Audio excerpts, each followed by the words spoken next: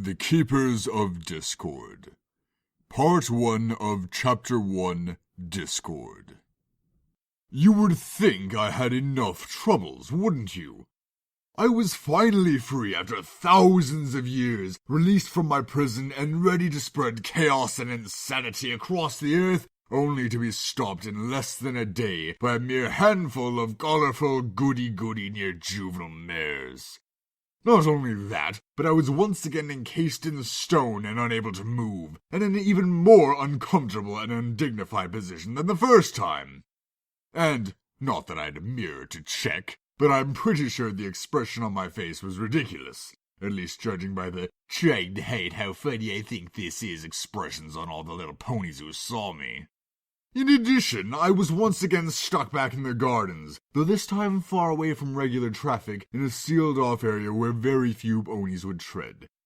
Why, I couldn't even watch the pretty little ponies prance by, while I imagined all of the wonderfully chaotic things I would do to them if I were free. No, the universe had decided that all of that wasn't enough punishment for my hubris. In addition to all of the above, I was also given one wicked itch on my left nostril. How does that even work? I don't currently have skin. How can I itch?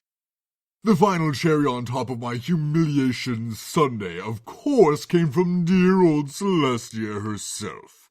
After several days of me staring at nothing but the hedge across from me, while simultaneously being shat upon by Canterlot's many opportunistic small birds, she came to visit me with a little grey unicorn trailing along behind her.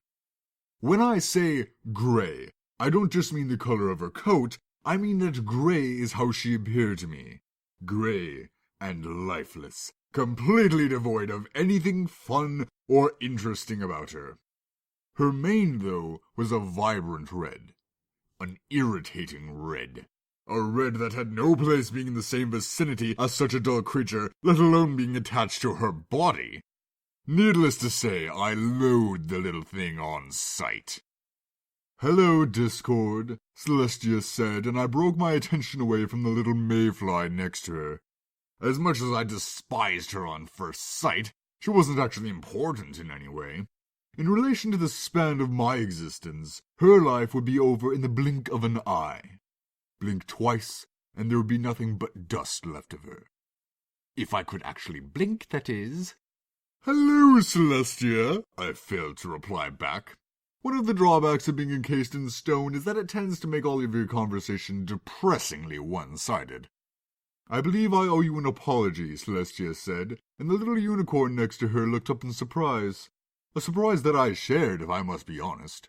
An apology from Celestia? This was by far the most interesting thing that has happened to me in days. I so hate being a statue. When we last talked, you said that it was lonely being encased in stone. I don't know if that was simply a ploy for sympathy. Oh yes, Celestia, and such a clever ploy it was. Or if that means that you are actually still aware while trapped. Assuming that it is the latter, however, I have come to a decision. Celestia nodded to the unicorn by her side, and I once again turned my attention to the drab little thing. This is Ember Spark. She's one of the staff here at the castle, and starting today, she has a new position, one that I've created with you in mind. She is to be the very first Keeper of Discord. The who of the what now? The mare next to Celestia smiled shyly and stepped forward, giving a little bow with her head. Not quite the proper deference for the incarnation of pure chaos, but my injured dignity will take any salve, no matter how paltry. Her position, and those who come after her, will be to maintain and clean your statue and the surrounding area and, well, to keep you company. She will talk to you, read to you, occasionally arrange to have music brought to you. Oh, no, seriously, no, anything was better than this. Boredom was better than this. Don't you dare, Celestia. All in the hopes that you will not be lonely. You are too dangerous to be let free, Discord, but that doesn't mean that I want you to suffer.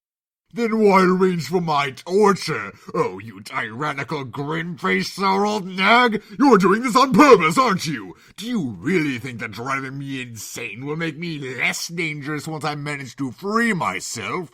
Oh, and I will free myself, I silently fumed while Celestia babbled on. Those bearers of yours, even your beloved Twilight Sparkle, they won't last forever.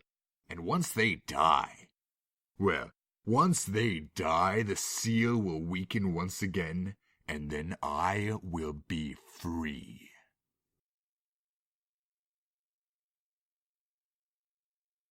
Thank you all very much for listening. This post has been around for a long time. I recorded it so long ago I can't even remember. And this was, I think, the third complete recording I made where I kept re-recording it and re-recording it. And I was planning on having other voices, and basically I was planning on putting a lot of work into this, like even making it so I would make all sorts of pictures for it so that each different scene would have a different image. But I ended up making it so it was going to be such a big project that I just couldn't feasibly do it. And so I ended up just putting it off to the side. And I don't even know how I found it, but I ended up finding it online not long ago.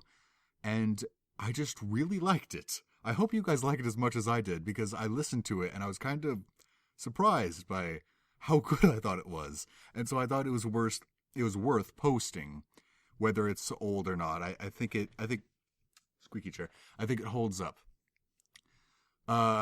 So yeah, I just wanted to share this with you guys, and I really, really want to do more for you guys, and I have a few different things I'm planning on doing right now. Another thing that's going to be posted either soon after this, or maybe even before this, more comic dubs, story readings. I really want to do this sort of thing, so if there's anything you guys would like to hear me do, whether it be little bits from little characters you want to hear me say, or big things like stories, or a comic dub, or anything like that, please let me know. And also, let me know how much you like this. Like, is this good or bad? Would you like to hear another take of this? Would you like to get in on the project? Do you want to hear more chapters?